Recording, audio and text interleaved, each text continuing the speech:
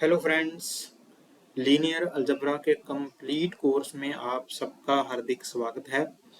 जहां हम लेक्चर 4 में कैंसलेशन लॉ पढ़ेंगे वेक्टर एडिशन के लिए। हमने पिछले लेक्चर्स में देखा था कि वेक्टर स्पेस क्या होती है, उसकी एग्जांपल्स क्या होती हैं और कैसे हम चेक करते हैं कि कोई सेट अंडर सम कंपोजिशंस वो वेक्टर स्पेस बना रहा है या नहीं बना रहा है। तो आगे आज हम cancellation law for vector addition पढ़ेंगे। कैंसलेशन लॉ क्या होता है? तो इसकी जो स्टेटमेंट है वो क्या है कि अगर हमारे पास दो वेक्टर हैं, सपोज कीजिए हमारे पास एक वेक्टर स्पेस है V और वो उसके ऊपर वेक्टर एडिशन की ये कंपोजिशन है और ये स्केलर कंपोजिशन की है। तो this is a vector space over the field of F। Suppose कीजिए जो वेक्टर स्पेस है, तो अगर इसमें से हम तीन एलिमेंट्स लेते हैं, जैसे x, y और z हमने V में से लिए, देन x प्लस जेड अगर इक्वल है y प्लस जेड के, then x is equal to y। ये हमें प्रूव करना है कि कैंसलेशन लॉ जो है वो वेक्टर स्पेस में होल्ड करता है। अब देखिए, मैं ये जो एलिमेंट z है हमारे पास, मैं जो राइट साइड पे ऐड करवा रहा हूँ, x के राइट साइड पे और y के राइट साइड पे। तो हम इसे ऐसा भी बोल सकते हैं, राइट कैंसलेशन लॉ। तो अगर मैं इसको लेफ्ट साइड करवाऊं ऐसे करके, x के लेफ्ट करवा दूं या फिर y के लेफ्ट में करवा दूं, तो ये क्या बन जाएगा? Left cancellation law. बट अगर राइट कैंसलेशन लॉ होल्ड करता है तो लेफ्ट भी सेम तरीके से कर जाएगा। ठीक है, तो मैं यहाँ पे सिर्फ राइट कैंसलेशन लॉ प्रूव करूंगा, तो लेफ्ट जो है वो आप खुद कर सकते हैं बिल्कुल सेम तरीके से। तो चलिए करते हैं इसको। अब हमने देखा था कि वेक्टर स्पेस जब कोई सेट बनाता है तो वो under defined composition of vector addition and scalar multiplication 8 properties जो है वो सेटिस्फाई करवाता है। तो अब इसमें हम कौन कौन सी प्रॉपर्टी लगेगी ये प्रूव करने के लिए, तो हमारे पास दिया क्या हुआ है? दिया ये हुआ है हमारे पास x प्लस जेड किसके इक्वल है? y प्लस जेड के। तो अब देखिए, z जो है वो एक वेक्टर स्पेस का एलिमेंट है और वेक्टर स्पेस के कोई भी एलिमेंट के लिए एक ऐसा एलिमेंट हमारे पास एग्जिस्ट करता है, there exist for all z, कोई भी लेके आइए यहां से, there exist an element y for every element such that z plus that element is zero element, zero vector. ये कौन सी प्रॉपर्टी है? अगर मैं यहाँ पे आपको इसका नंबर भी प्रॉपर्टी का बता दूं, तो ये हमारे पास फोर्थ प्रॉपर्टी जो है VS4, मतलब कि हर एक एलिमेंट का एक एडिटिव इनवर्स एग्जिस्ट करता है। फोर्थ प्रॉपर्टी बोल रही है कि वेक्टर स्पेस का कोई भी एलिमेंट हो उसके लिए एक एडिटिव इनवर्स भी एग्जिस्ट करता है। तो ये हमारे पास हो गया हमारा पहला अस्त्र जो हम यूज करेंगे। तो अब देखिए आगे हम कैसे चलते हैं। अब वेक्टर स्पेस कहती है कि कोई भी एलिमेंट अगर मेरे पास है तो एक ऐसा एलिमेंट आएगा जीरो फ्रॉम उसी वेक्टर स्पेस के, सच दैट अगर मैं उसमें जे प्लस कर भी दूं तो वही एलिमेंट दोबारा आ जाएगा। तो मैं ये लिख सकता हूं x is equal to 1 plus 0। अब कौन सी प्रॉपर्टी लगेगी? इट इज VS2 प्रॉपर्टी, क्योंकि हर एक एलिमेंट के लिए एक जीरो एलिमेंट एग्जिस्ट करता है हर एक वेक्टर स्पेस में। तो x is equal to X plus zero इस प्रॉपर्टी के अकॉर्डिंग। और जीरो किसके इक्वल है? 1 से। 1 से इक्वल है zero z plus v। Okay, तो अभी आगे हम इसको कैसे देख सकते हैं?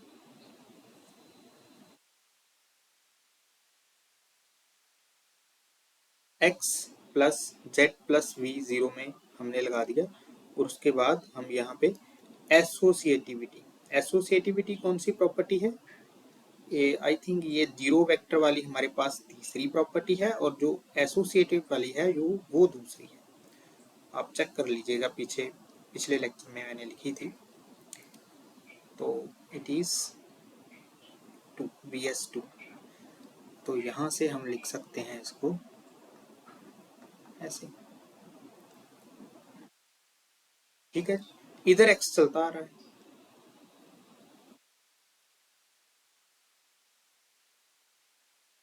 अब ये x प्लस जेड क्या है, यहां से जो हमें गिवन थी y plus Z.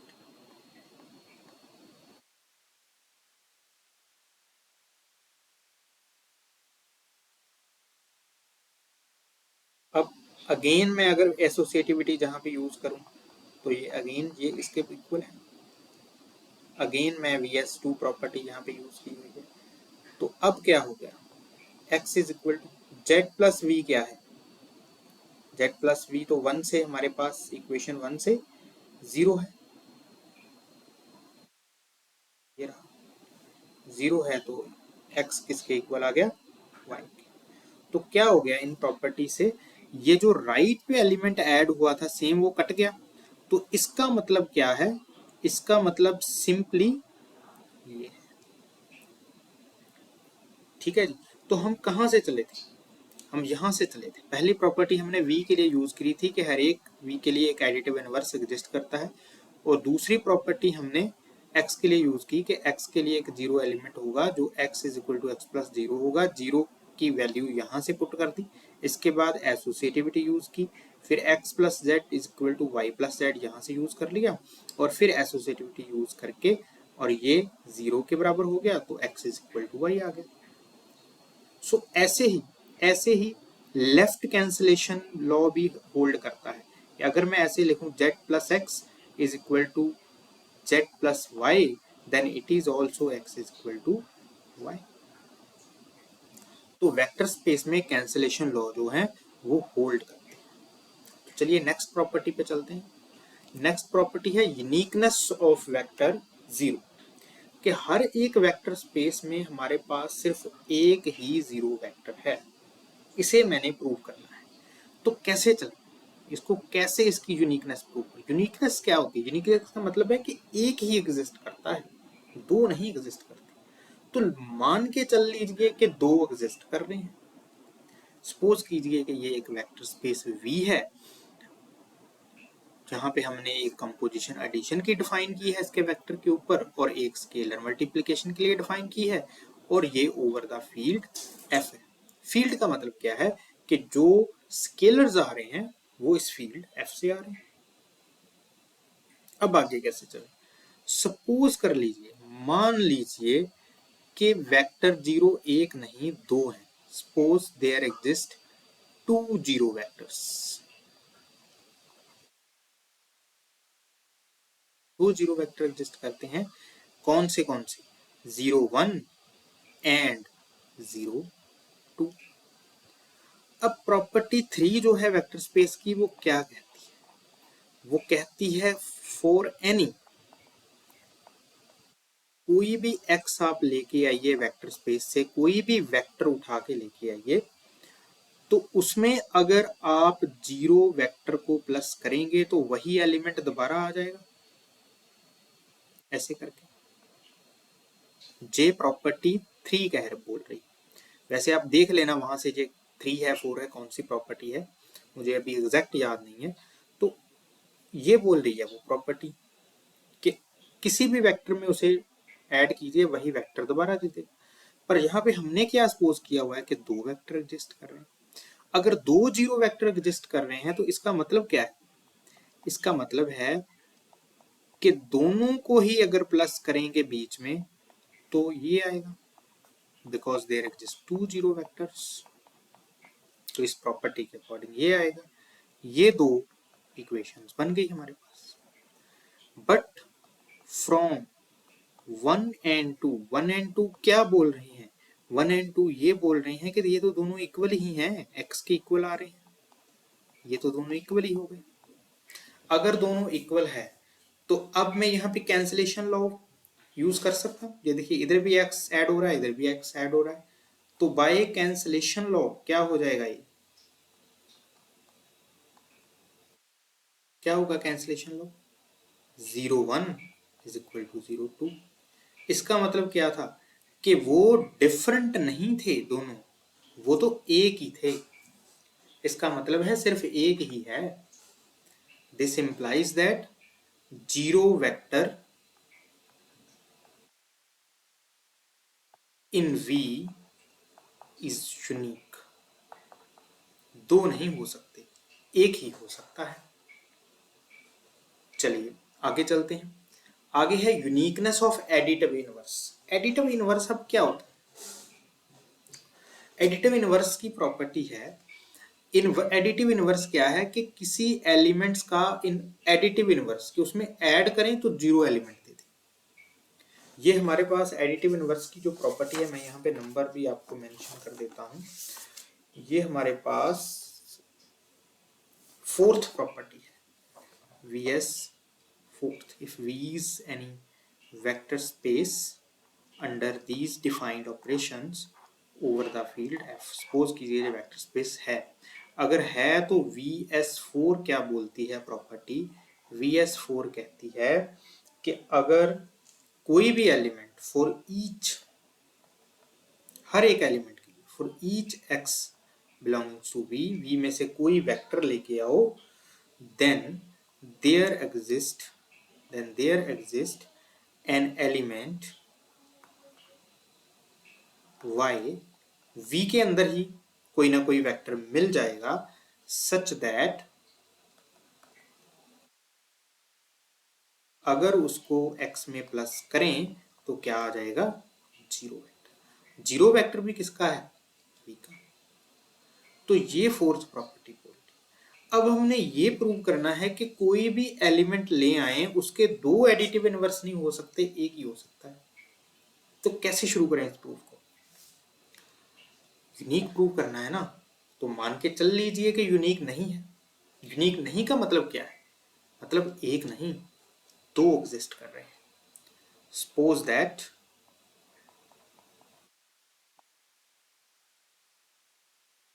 For x belongs to V there exist two y1 and y2 belongs to V such that दोनों के लिए x प्लस y1 भी जीरो है क्योंकि दोनों एडिटिव इनवर्स हैं, तो फिर x प्लस y2 भी क्या होगा, जीरो होगा। अब ये दो इक्वेशंस हमारे पास आ गई, बट दोनों जीरो वेक्टर के इक्वल हैं, तो इसका मतलब क्या है कि दोनों आपस में इक्वल होंगी। अगर आपस में इक्वल होंगी तो इसका मतलब क्या है, by cancellation law. By cancellation law जो x है इधर से कट जाएगा, तो y1 जो इक्वल आ जाएगा y2 के। इसका मतलब दो एडिटिव इनवर्स नहीं थे, वो एक ही था। इसका मतलब क्या है, रिजल्ट हमारा ये बना कि for any vector space each element of V has unique inverse. और इनवर्स भी कौन सा, एडिटिव वाला, मल्टीप्लिकेशन वाला नहीं। तो हर एक जो एलिमेंट है वेक्टर स्पेस का, उसका एडिटिव इनवर्स भी यूनिक है, उसका जो जीरो वेक्टर है हर एक एलिमेंट वेक्टर स्पेस के अंदर एक ही जीरो वेक्टर है, दो नहीं है। और हर एक एलिमेंट के लिए एक यूनिक एलिमेंट एग्जिस्ट करता है जो उसका एडिटिव इनवर्स है। चलो आगे कुछ एक्सरसाइज देखते हैं इसकी, कि कौन से सेट्स हैं वो वेक्टर स्पेस बनाते हैं और कौन से सेट्स हैं जो वेक्टर स्पेस नहीं बनाते हैं, और उनको कैसे हम चेक करते हैं। तो उससे पहले मैं आपके लिए कुछ एक्सरसाइज जो है वो लिखने वाला हूँ, आप उसको ट्राई कीजिएगा। पहले एक्सरसाइज जो है वो आपके लिए ये है कि मैं यहाँ पे आपको एक सेट दे रहा हूँ V is equal to this, जिसमें सिर्फ और सिर्फ जीरो वेक्टर है, और ऑपरेशन डिफाइन कर रहा हूँ अंडर ऑपरेशंस। एडिशन डिफाइन कर रहा हूँ ऐसे करके, zero plus zero is equal to zero, और मल्टीप्लीकेशन डिफाइन कर रहा हूँ for any scalar c belongs to the field c of 0 is equal to 0 under these equation. तो इस V a वेक्टर स्पेस, इसके बारे में जरूर देखिए कि क्या ये जो V है जिसमें सिर्फ एक एलिमेंट है 0, क्या ये वेक्टर स्पेस बनाए? ये आपके लिए एक एक्सरसाइज है। तो चलिए आगे चलते हैं हम एक्सरसाइज पे। तो एक्सरसाइज नंबर पहली जो है हमारे लिए वो है कि हमें एक सेट दिया हुआ है V, और V सेट में कैसे एलिमेंट्स हैं? ऐसे एलिमेंट्स हैं, उसमें टपल्स हैं, ऐसे पेयर्स हैं, और ए बी कहाँ से आ रहे हैं? ये फील्ड ऑफ रियल में से। This is V set. अब ऑपरेशंस क्या डिफाइन किया? एडिशन ऑपरेशन क्या डिफाइन किया इन्होंने? एडिशन ऑपरेशन डिफाइन किया है कि अगर कोई दो एलिमेंट a1 a2 और b1 b2 मैं V में से लेता हूँ दो एलिमेंट्स, तो इनकी जो एडिशन होगी वो कैसी होगी? a1 प्लस b1, पहले का एडिशन और दूसरे जो कोऑर्डिनेट्स हैं उनका मल्टीप्लिकेशन। पहले तो ऐड हो जाएंगे, दूसरे तो क्या हो जाएंगे? मल्टीप्लिकेशन। जे ऑपरेशन डिफाइन किया है एडिशन का। और मल्टीप्लिकेशन का क्या डिफाइन किया है कि for any C from the field, field क्या है यहाँ पे? रियल नंबर्स की, तो यहाँ पे सीधा आर लिख सकते हैं कि अगर कोई रियल नंबर यहाँ पे आ जाए और उसको हम किसी v के वेक्टर के साथ मल्टीप्लाई करें, तो इसका जो रिजल्ट आता है वो सिर्फ पहले जो पहला है पोजीशन वाला कंपोनेंट उसके साथ मल्टीप्लाई होगा। तो क्या ये जो v है वो under these operations vector space बनाएगा? तो ये चेक करने के लिए हमें क्या करना पड़ेगा? हमें ये करना पड़ेगा कि सारे के सारे जो प्रॉपर्टीज हैं वेक्टर स्पेस की वो चेक करनी पड़ेगी कि कौन सी प्रॉपर्टी सेटिस्फाई हो रही है, कौन सी प्रॉपर्टी सेटिस्फाई नहीं हो रही है। तो इसमें आपके लिए एक्सरसाइज है, इसकी आप VS1 प्रॉपर्टी चेक करें, मीन्स कम्यूटेटिविटी। दूसरी प्रॉपर्टी चेक करें, दैट इज एसोसिएटिविटी। तीसरी प्रॉपर्टी VS3, मतलब ये कि एक जीरो वेक्टर एग्जिस्ट करता है जिसमें जिसको वेक्टर में ऐड करें और वही वेक्टर दोबारा। तो वो जीरो वेक्टर क्या है? अगर मैं ये पूछ लूं, अगर क्वेश्चन ये कोई पूछ ले कि इस वेक्टर स्पेस में जीरो वेक्टर क्या है, तो कैसे ढूंढेंगे? तो चलिए वो भी मैं आपको बता देता हूँ कैसे ढूंढेंगे। तो मान लीजिए ये हमारे पास एक एलिमेंट हमने V से उठाया, तो कोई ना कोई ऐसा एलिमेंट एग्जिस्ट करेगा ना XY। मैं ऐसे अभी जीरो नहीं बोल रहा, मैं ऐसे XY बोल रहा हूँ, ताकि अगर हम इसमें ऐड करें तो क्या आना चाहिए? वही एलिमेंट, वही वेक्टर दोबारा आ जाना चाहिए। जीरो वेक्टर ऐसा ही एक वेक्टर होता है ना कि किसी वेक्टर में उसको ऐड करें तो वही वेक्टर दोबारा दे देता है। तो इस एडिशन के अकॉर्डिंग, डेफिनेशन के अकॉर्डिंग से क्या हो जाएगा? पहले दोनों पहले दोनों ऐड हो जाएंगे, दूसरे दोनों मल्टीप्लाई कर जाएंगे। तो ये किसके इक्वल आ गया? ये बी के। अब कोऑर्डिनेट वाइज अगर कंपेयर करें तो जहां पे a प्लस एक्स किसके इक्वल आ गया? a के। और बी वाई किसके इक्वल आ गया? b के। और अगर यहाँ पे हम कैंसलेशन लॉ लगा दें तो यहाँ पे क्या हो जाएगा? x क्या आ जाएगा? 1, और y क्या आ जाएगा? यहाँ पे x आ जाएगा 0 और y आ जाएगा हमारे पास 1। तो इसका मतलब है इस वेक्टर स्पेस में जीरो एलिमेंट कौन सा है? 0 1। 0 1 एक ऐसा एलिमेंट है जिसको किसी भी वेक्टर में ऐड करें वो हमारे पास वही वेक्टर दे देता है। तो ये दो प्रॉपर्टीज पहली आप चेक करें, क्या ये एडिशन जो कॉम्पोजिशन है वो सेटिस्फाई कर रही है। थर्ड प्रॉपर्टी मैंने आपको बता दी कि जीरो वेक्टर इस वेक्टर स्पेस में क्या होगा? 0 1। जहां पे लिख देता हूं 0 1 is zero vector in V। इस एक्सरसाइज में जे वाला जीरो वेक्टर है, एक्सरसाइज फर्स्ट। तो ठीक है, 0 1 भी इसमें एग्जिस्ट करता है, V में 0 1 भी रियल नंबर्स हैं तो इसमें है, तो जीरो वेक्टर भी है। अब आपके लिए एक्सरसाइज है, आप इनवर्स का चेक करें कि क्या इनवर्स जो है वो भी इसमें होगा या नहीं होगा। तो इनवर्स का आप चेक करें। चलिए इनवर्स का भी मैं आपको यहाँ पे यहीं यहीं जो है वो बता देते हैं यहाँ पे।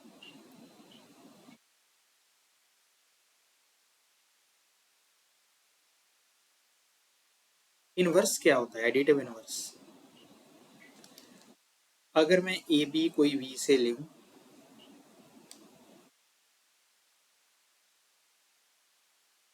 और उसको किसी वेक्टर में ऐड कर दूं, ए बी कोई मैंने वेक्टर ले लिया, तो इनवर्स क्या होता है? ऐसा एलिमेंट कि अगर उसको मैं ऐड करूं तो हमारा जीरो वेक्टर आ जाए। जीरो वेक्टर क्या है हमारा यहाँ पे?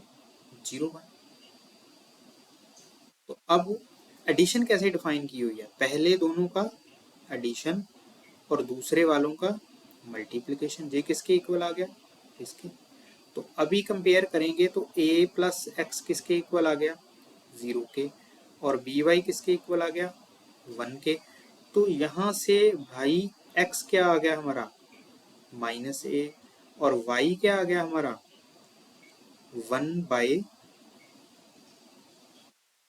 1 डिवाइडेड बाय b। j आ गया जी इनवर्स। कोई भी एलिमेंट है उसका इनवर्स किस टाइप का दिखेगा? इस टाइप का, -a 1/b। तो ये भी तो एक रियल नंबर ही है 1/b। b अगर कोई भी एलिमेंट लेके हम तो 1/b is a real number, A is also a real number. तो इनवर्स भी इसमें एग्जिस्ट करता है v में। तो ये प्रॉपर्टी भी आ गई, इनवर्स भी एग्जिस्ट करता है, जीरो भी होता है। ये दोनों आप चेक कर लें, ये आ जाएंगी दोनों प्रॉपर्टी। तो कौन सी प्रॉपर्टी, सारी की सारी जब बाय नंबर्स वाइज आप चेक करेंगे तो मैं आपको बता देता हूँ कि कौन सी यहाँ प्रॉपर्टी सेटिस्फाई नहीं करेगी। तो अब आगे चलें तो हमारे पास एक प्रॉपर्टी है कि अगर कोई दो स्केलर्स मैं फील्ड में से लूं और एक वेक्टर ले लूं v में से, तो ए बी टाइम्स वो वाला वेक्टर बराबर होना चाहिए a times b of that vector. ये होना चाहिए। तो हम चेक कर लेते हैं क्या ये प्रॉपर्टी सेटिस्फाई हो रही है। तो ये तो एक स्केलर ही है, तो अगर इन दोनों को मल्टीप्लाई करूंगा तो पहले के साथ मल्टीप्लाई हो जाएगा और दूसरा बन जाएगा जीरो। ऐसे ही डिफाइन की हुई ना हमने स्केलर मल्टीप्लिकेशन। ये देखिए, पहले के साथ मल्टीप्लाई होगा, दूसरा एज इट इज आ जाएगा। तो दूसरा यहाँ पे a2 एज इट इज आ जाएगा, आ गया। ठीक है, तो ये इस तरह से बन गया। अब देखिए इधर देखिए, ये वाला सेटिस्फाई हो रहा है। अब b को अंदर मल्टीप्लाई करेंगे और दूसरा तो एज इट इज आ जाएगा। जब a को अंदर मल्टीप्लाई करेंगे तो ab a1 और दूसरा एज इट इज आ जाएगा। तो दोनों इक्वल हैं। ये चीज हमारी आ गई। आगे स्केलर मल्टीप्लिकेशन की जो प्रॉपर्टी है कि दो अगर स्केलर ऐड हो रहे हैं और एक एलिमेंट है तो ये ऐसे होना चाहिए।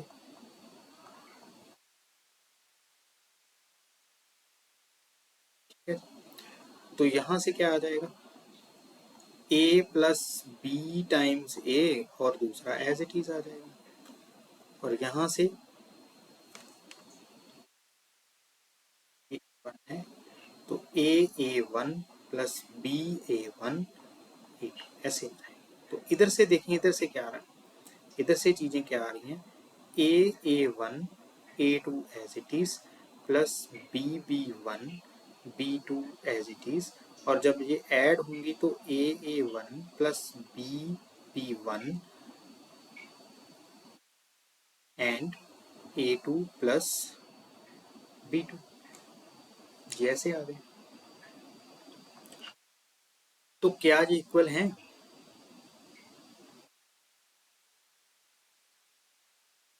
नहीं, ये गलत हो गया। ये नहीं,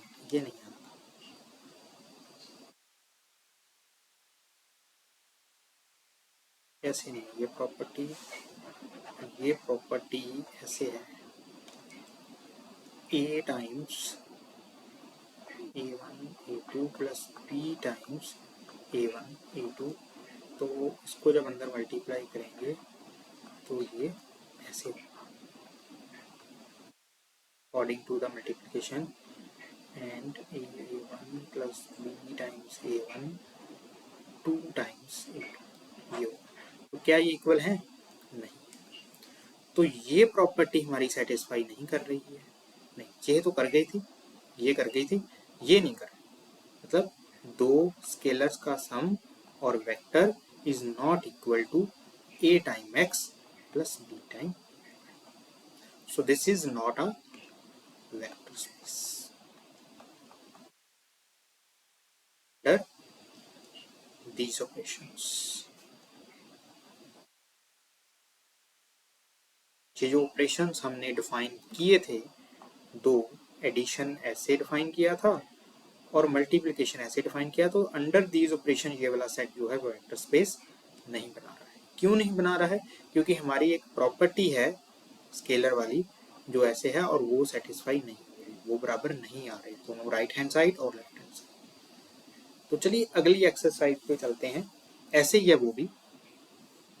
उससे पहले मैं एक एक्सरसाइज लिख रहा हूँ आपके लिए, तो आप करने की कोशिश कीजिए।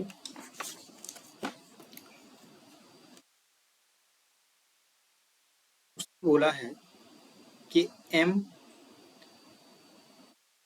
by n, m is a matrices set of matrices of order m by n,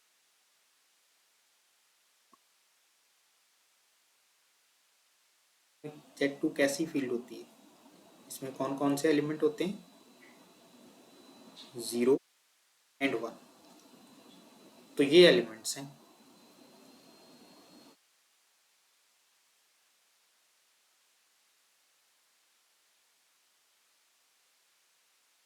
ये एलिमेंट्स हैं, तो how many elements are in there this set, कितने मैट्रिसेस हैं, ये आप बताइए।